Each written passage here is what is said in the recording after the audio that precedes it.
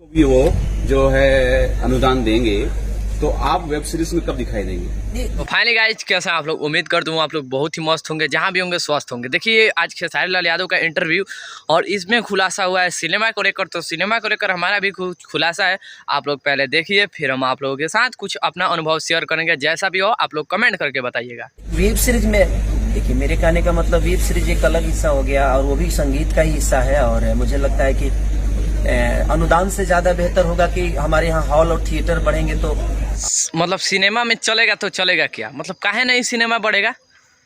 अब खेसारी जी को कहना है कि भाई सिनेमा होने में कुछ बढ़ेगा, काहे बढ़ेगा भाई? विवाद देखने के लिए, शोर बजाने के लिए, सिनेमा में जाकर शोर बजाने के लिए। फिल्म दो दिन हल्ला नहीं रहता है, मूवी का हल्ला नहीं रहता है। आप लोग को सिनेमा 5-10 लाख 1 करोड़ रुपया लगा दे सिनेमा में, उसके बाद से 2 लाख रुपये ना कमाए यार, गजब है। अपना भोजपुरी इंडस्ट्री जानते हो किस लकीर पे जा रहा है। पवन सिंह सच बोले थे। हाँ, पवन भैया को भी एक गाना आने वाला है, शायद 14 फरवरी को गाना आएगा। आप लोग समझ सकते हैं 14 फरवरी को क्या है, और उसी पे गाना है।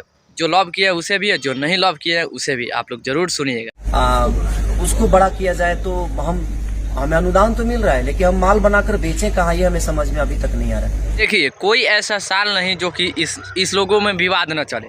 अब हमें लगता है कि काजल राघवानी और खेसारी लाल यादव में सब सही हो रहा है। आप लोग को ये रील देखिए, और रील देखने के बाद से हमें लगता है ये सब सही हो रहा है, क्योंकि ये रील बनाने का कारण आप लोग समझ सकते हैं।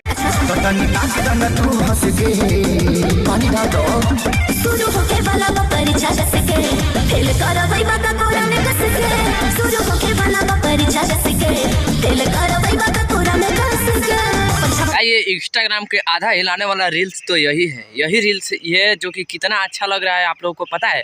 और इस पे खेसारी लाल जी भी लाइक किए, तो हमें लगता है कि अब इन लोगों में अच्छा खासा कुछ सुधार हुआ है। मगर पवन भैया और खेसारी भैया में भी कुछ सुधार हुआ है, क्योंकि बहुत लोग को उम्मीद था कि पवन सिंह कुछ बोलेगा, उनका स्टेज शो में कुछ तो बोलेगा, कुछ तो बोलेगा, लेकिन रिप्लाई ऐसे दिए पवन सिंह, ऐसे दिए। उसे बोलते हैं कलाकार।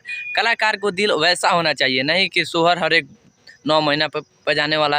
ये सब कलाकार का दिल नहीं है यार। चाहे खेसारी लाल होते उस जगह पे तो, और चाहे पवन सिंह होते तो। भोजपुरी बॉलीवुड वालों को आप लोग एक पत्ता भी नहीं हिला सकते हैं। भोजपुरी इंडस्ट्री वाले आप लोग को हम बता दे रहे हैं, तो आप लोग तो आप समझे गए होंगे। तो मैं दोनों सरकार से, यूपी सरकार से भी और बिहार सरकार से भी यही रिक्वेस्ट करूंगा कि सबसे पहले हमें बेचने का तरीका बताया जाए। और वही तो हम भी कह रहे हैं, खेसारी जी आपका मांगने का अधिकार है, आप मांगिए, मगर विवाद करने का अधिकार छीनना उनका हाथ में। बिहार सरकार से एक ही निवेदन है कि अपना सब्सिडी तो पहला बिहार में नहीं मिलता है किसी मूवी को शूटिंग करने, चाहे कुछ भी। और सिनेमा हॉल देखिए, योगी जी को अभी कुछ नया खुलासे किए भोजपुरी के लेकर, यही पे बिहार सरकार नीतीश जी है, कुछ नहीं।